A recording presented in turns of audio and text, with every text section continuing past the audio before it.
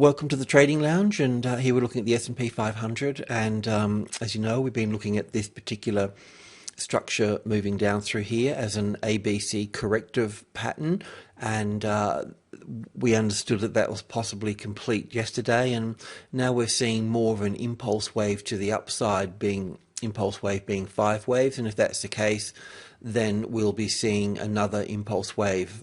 Essentially, we'll be looking for this high to be taken out through here. So that's all going according to plan, and that's the same with the excuse me, with the US markets as well. This is sorry, with the Dow Jones, a 30-minute chart here, just exploring it internally somewhat. So we've got this impulse wave up through here, which is 5 waves, so we can look at this as being wave 2 back to here. So essentially, as long as that low of Friday's low stays in place, then we'll be looking further to the upside. Yeah, so that's that. So that's all positive actually, and it's been driven by we can see the commodity prices are moving up with them as well in the same patterns. So we've got copper and gold and so forth moving in those directions as well, displaying the same pattern. So there is that sort of motive behind it there. We do have China figures coming out today. There's a bit of a group of them, but the CPI at 11:30 a.m. is the most important one. So just be aware of that. The European markets have a slightly different pattern. This is a 4-hour chart through here. You can see that they've come off, much further through here. This is the DAX as well. So look, it can be counted it sort of counts actually better if there was another wave down through here, in terms of if we just took it from this one here, for instance, here staying within this structure. This down for 1, back for 2, down for 3, back for 4, and down for 5 through here. So you can just see that they're a little bit weaker, but at the same time, if the US markets are going to make new highs, well, these are going to rise as well, aren't they? So you just really need to get these across the line. So for the DAX here, yes, you could go in at 76, 72 there on support, and you'd be at subgroup 2 there. Otherwise, a safer bet would be waiting for a tested support on the 7,700 there, and that would be the 6,300 for the FTSE. The Australian market can be a bit of a blend between the US markets and the European markets, and from our high up here, which has been a little bit like the sort of a cross between the US and it's just a 1-hour chart, but a cross between the US and the UK markets. But as you know, we've been tracking this down for wave 1, wave 2, wave 3 here. The sideways wave 4 here fits very well, and then we were looking at this being 5 waves down and completing yesterday, and now it appears that we've got a little 5-wave structure up through here. It's on low volume, and those low trading volumes in the US last night as well. But still, the wave structure's there, so because we've got an impulse wave here, we should be seeing further upside here as well. You can see that I've got this labelled as an alternative wave C here, just to sort of take in that pattern that we were looking at with the US markets here. So this A, B, and C pattern through here. We're just sort of bearing it in mind a little bit. It's probably not the case, but looking at this as basically an A and a B and a C down to here for the A wave here, and then a B wave across to here, and then a C wave down to here. Let's just sort of keeping that in the background there a little bit, but let's just continue to see what structure that we get coming back up through here. But we need to be mindful of both counts and which global market the Australian market's going to follow as such as well, because the Chinese market, all said and done, if I just bring that up through here, I'll just go to the Shanghai comp because it's going to bring it on the daily chart here just to just to give you a bit of an idea here as well. So this is the daily chart here, and look, essentially we're looking for a 61.8% pullback through here, but it's down in the 50-60 here. So this can also be counted now as an A and a B and a C down to here. There'll be 5 little waves in here. So we may have a low in here. It will depend on those CPI figures and a few other figures coming out today from China to see what sort of support's in here. I've also been looking at the Sheng Zheng here as well, because I just felt that this was a bit more well, I just sort of understood it a bit better, really, I guess. The reason for that is because it's just dancing around the closest largest number, which is 1,000 here, and it's just normal to expect this to come up and have its arrival, the reaction, and then finding support here. So now you can see that we've got this A, B, and C here completed as well. I mean, of course, it's an A, B, and C, but it's taken longer than the Dow Jones as such. It's got its own timing here. But, if this is correct and this is a low in through here, we've got this, corrective pattern here, then we can look at getting new highs above here. So we'll keep an eye on the Asian markets to see how they're faring out. I mean, of course, the Nikkei is pushing higher because of the Bank of Japan moving in on the yen, so to speak. So we can sort of leave that to one side. So this would be obviously more important here. So let's just see if this is an A and a B and a C here. And to confirm that, we would need a price coming up through here, pretty much taking the low of this one out, but we'll just take the low. I'll focus more on this particular low through here. So we're nearly there already. So this being a corrective pattern here, so that means that we will get support from China for the metals market, the resources, and that will be that sort of driving factor there that will help sort of underpin the move to the upside there. All right, let's have a look at the commodities.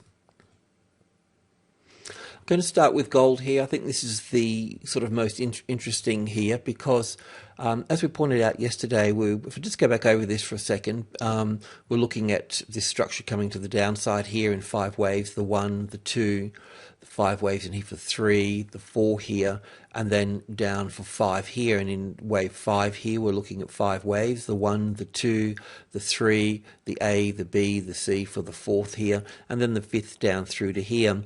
So the 5th wave here should also be in 5 waves coming down through here. So just drilling into that a little bit through here, we're looking at this being down for 1 here, back for 2 here, then 1, 2, 3, 4, 5 for the 3rd wave here, then looking for the 4th wave to come back, which that's the 4th wave of 1 lesser degree in there.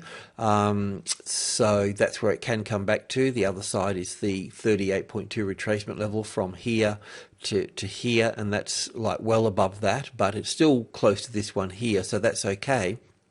But this structure up through here at the moment, that's actually in 3 waves there, so that makes a nice A, B, C correction here for a wave 4 here. However, this strong move up through here really sort of makes it like a nice strong 3rd wave up here rather than a C wave. So it's got the personality of a 3rd wave here. So it kind of counts better as up for 1 and back for 2, up for 3, back for 4, and up for 5 here.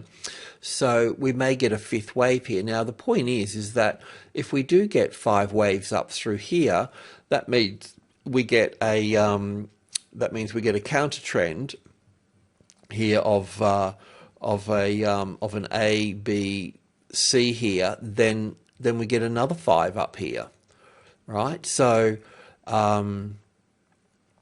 we just got to be, we have to sort of look at that. So in looking at drilling into this particular pattern here somewhat further, this is it here. So we can pretty much, in a bit of a nutshell, well, we can put wave 1 to here or to here. It doesn't really matter in that case because it will be corrective. But if we put this to here as such, then we'd be looking at 1, 2, 3, 4, 5 to here, 1, 2, 3. the wave 4 pulling back 38.2% of wave 2, so best take it from here. So that would be the 38.2 there. So bringing in that wave 4 here, if that's the case. I mean, this could just sort of roll over here too, and that could be the top of the A, the B, and the C here as such as well. But we've just got to be mindful of this situation here, of this being 5 waves here. So if we do get this 5th wave in through here, then there's a possibility that that we could go further up through there. And this, of course, this is the same for its friend here, the silver, as well. We've been looking for the same thing here, looking for a wave 4 to move up through here. But as you can see, it's got the same structure. The 1-2 strong 3rd wave up, and pulling back for the 4th at the moment. So we just need to be a little bit mindful of that. And the reason for mentioning this too is to bringing the same sort of wave count into copper as well. And I'm saying all this on the basis of building a story, I guess, on top of that of the Shanghai and Shenzhen there, in terms of those corrections that came back. Those ABCs that I was talking about with the Shenzhen from the 1,000 mark there. Because if they're going to push higher, then we're going to see these guys push higher as well. And in the copper market here, we can see more of a clearer wave count here. We can see up for 1, back for 2, up for 3 here, the A, the B, and the C here, back for the 4th. And we can see the 5th wave moving up here. So we've actually got 5 waves moving up through here. So that means that that we'll see an ABC correction in this space here, and then further upside once again through here, so we can be going up further. So this is the case with the precious metals and the base metals as well, and also with the US stock market. If we've got that count right too, that will be making new highs. So we'll be able to see the S&P 500 above the 1572, the 1580. So I'm just sort of looking at these resources being part of the driver for that upside there. So let's just keep an eye on that. Oil is going to kind of play the same sort of role to a certain degree, but slightly different, because this move that we've had down through here is in 5 waves. So we'll be seeing an A and a B and a C wave back up, maybe to this little group in here, because this little group in here is where the most volume turned over. So that will be one of the first resistance points, and of course the 95 here. So anywhere between 94.50 and 95, we should see some resistance there, and then that rollover from there. That's the wave count. But in saying that, we know that oil tends to move with stock. If economy's looking good and so forth, you need to oil her up. So yeah, so we just need to be mindful of that. But we will be looking at a corrective move through here, and let's see how we go with that before we see that roll over. Because when you look at Woodside and some of the others, you can see that they're in a bearish mode there, and any sort of move up would just be a rally for those. Let's have a look at FX. Okay, with the US dollar here, look, as long as it stays under 83, we're going to see further upside in the euro and stocks and commodities. So let's just see how that plays out. We can see that it's coming up to test it at the moment, and being above 82.72 is a positive for this, but let's see if it fails to gain support on the 83 there, and a move back under 82.72 would be a sign of weakness there and a sign of strength in the commodities, the indices, and the euro and the related pairs. So looking at the euro as such, we've seen a nice impulse wave to the upside as part of heading up for wave 2. We can see a couple of important points here. We can see reoccurring patterns here in the market. We can also see that that each leg here is getting shorter and shorter. So we've had the ECB come out with a few positive comments about what they'll do.